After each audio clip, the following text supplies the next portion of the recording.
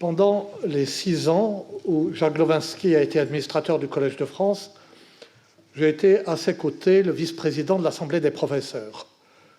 Je me suis d'autant plus instruit que j'étais dénué de toute expérience de ce type et que durant son premier mandat de 3 ans, le bureau élargi n'existait pas, c'est lui qui l'a créé. Et la marche quotidienne de la maison reposait sur l'administrateur, le vice-président et le secrétaire de l'Assemblée des professeurs, qui était notre ami, notre si cher Jean-Christophe Yocoz. Jacques et moi étions fort différents, presque aussi différents qu'on peut l'être. Selon un lieu commun qui parfois semble vrai, il n'était pas si rare que le mathématicien et le littéraire fussent du même avis, différent de celui du biologiste. Et Jacques disait en riant et en bougonnant, parlant de nous deux, « il m'énerve ». Et cette formule que j'ai encore dans l'oreille m'émeut aujourd'hui parce qu'elle le contenait tout entier. Il était vraiment énervé. Il le disait tout de go parce qu'il était incapable de dissimulation, mais aussi parce que l'aveu même de l'énervement était si chaleureux, il était si chargé non seulement de bonhomie, mais d'amitié, d'affection, qu'il était un démenti de cet énervement autant que son aveu, qu'il nous unissait au lieu de nous séparer, que tout s'arrangeait et qu'on avançait. Avec Glo, on avançait toujours. Tant d'énergie, de volonté, d'inventivité, d'enthousiasme, d'autorité aussi, sans laquelle rien ne peut se faire, alliés à une telle capacité d'écoute, une telle attention à l'autre, une telle finesse et une telle rapidité à se faire une idée juste de celui qu'il avait en face de lui. Une telle bienveillance spontanée, une telle capacité d'admirer, et c'est si rare. Voilà une alliance justement extraordinairement rare et qui a fait le succès de la grande entreprise de Jacques Glowinski. Je ne parle pas ici de la grande entreprise scientifique que j'admire sans rien y comprendre, comme le Stropia au seuil du bal, comme dit Aragon. Cette grande entreprise a été, comme chacun sait, une réforme non seulement architecturale, mais une réforme morale aussi du Collège de France.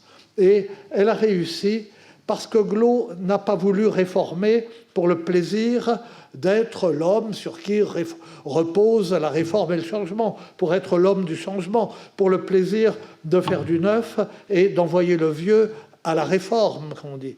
Il n'a pas construit pour le plaisir de détruire. Il a construit et il a réformé par reconnaissance, par admiration, par fidélité et par respect pour l'institution dont il avait reçu la charge. Lorsqu'il a été élu administrateur, il se consacrait, comme on sait, comme André Miquel vient de le rappeler, il se consacrait depuis de longues années déjà, depuis 10 ans presque, aux grands travaux du collège. Et la partie la plus spectaculaire de ces travaux, l'amphithéâtre Marguerite de Navarre, était déjà achevé et avait été inauguré 2 ans auparavant par Jacques Chirac sous le mandat de Gilbert Dagron. Cela ne veut pas dire qu'ils étaient d'achevés, naturellement, ces travaux, et de très loin. Mais cela veut dire qu'au moment où il est devenu administrateur, il était temps de penser aux conséquences des bouleversements architecturaux, conséquences sur l'établissement lui-même et sur son fonctionnement. Penser aux conséquences, Jacques Glowinski l'a fait très vite, comme il faisait toutes choses, avec détermination. « Let's do it », cette formule-là de son maître Axelrod, même moi, je l'ai entendue, et combien de fois. Il l'a fait comme il faisait tout, avec détermination, avec audace et avec bon sens. Et prend 2 décisions, enfin banales si on veut, qui paraissent banales maintenant, à titre d'exemple.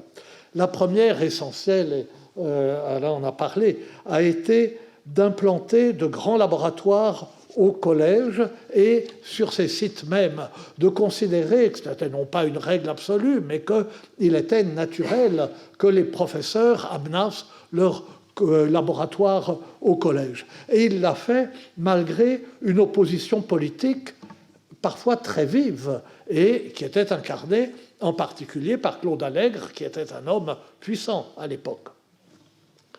On voit aujourd'hui le résultat impressionnant de ce choix, le résultat qui définit le Collège de France d'aujourd'hui.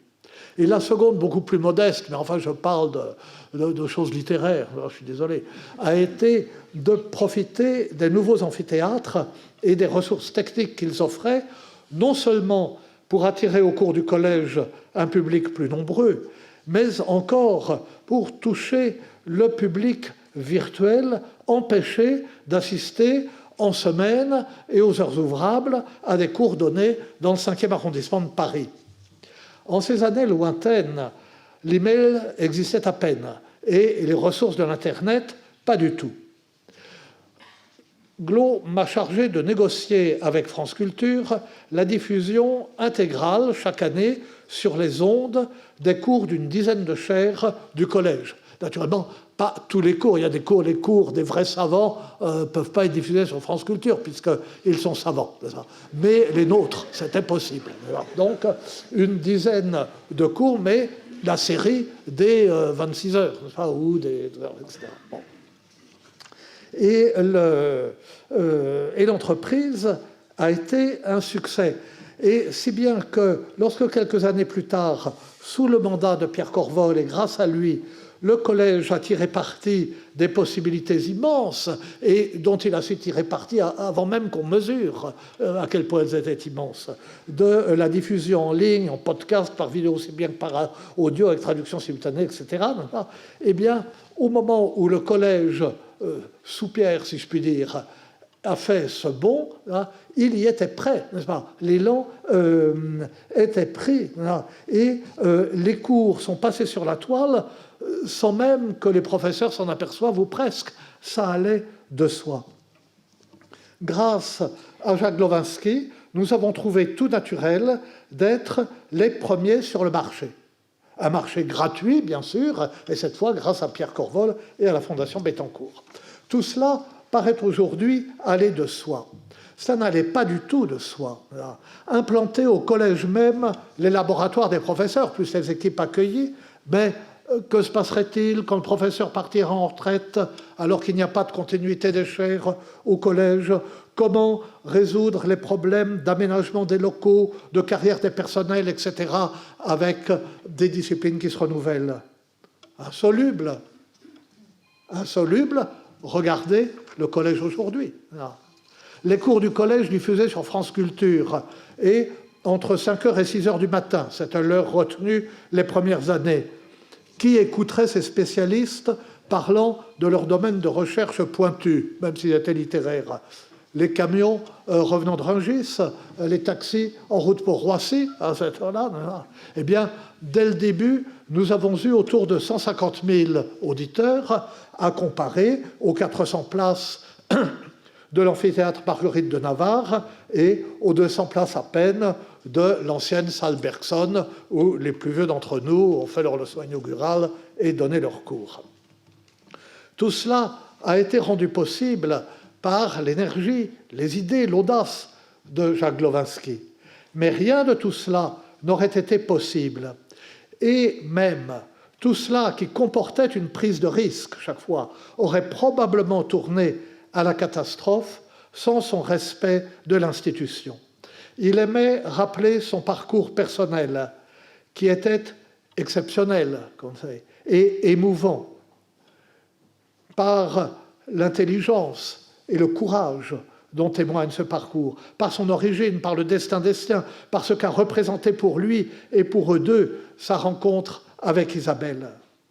Ce parcours avait vu son couronnement, où il avait vu lui-même, y avait vu son couronnement dans son élection comme professeur, puis comme administrateur du Collège de France. Et à juste titre, je ne l'éprouve pas par moi-même, mais à la génération précédente et par mon père, je sais ce que c'est.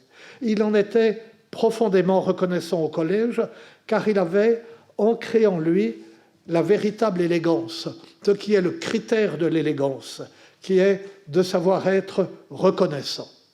Il était reconnaissant à tous ceux qui l'avaient aidé, et il était reconnaissant avant tout au Collège de France. Il était soucieux de préserver les valeurs et même les usages de cette maison qu'il aimait tant. Il n'était ni prétentieux ni vaniteux. Il n'usait pas de sa fonction pour se mettre en avant et surtout pour, en posant à l'iconoclaste qui bouleverse tout parce qu'il se croit supérieur à tout, se donner une prestance. Il n'aimait ni... C'est vrai, il était soupe au lait, mais il n'aimait ni choquer ni blesser. Il ne voulait jamais être blessant, il n'était pas blessant. Il savait aussi que contrairement à la formule fameuse du Guépard, il n'est pas vrai qu'il faille que tout change pour que rien ne change, mais qu'au contraire, il faut respecter les choses et les gens si on veut qu'elles changent et qu'ils changent. Et d'abord, au Collège de France, en respectant tout le monde et en respectant la collégialité du groupe restreint des professeurs.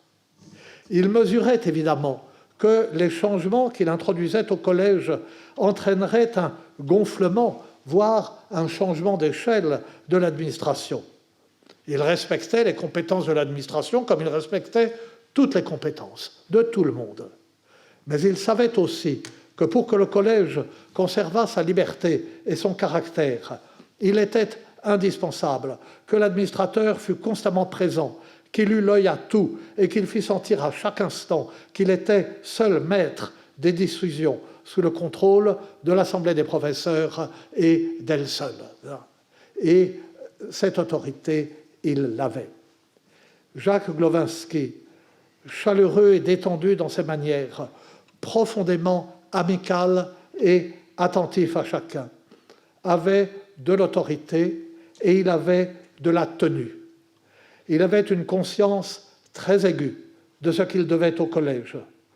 Il le lui a rendu en l'embellissant et en accroissant son rayonnement. Et tout cela, il l'a fait pour le préserver.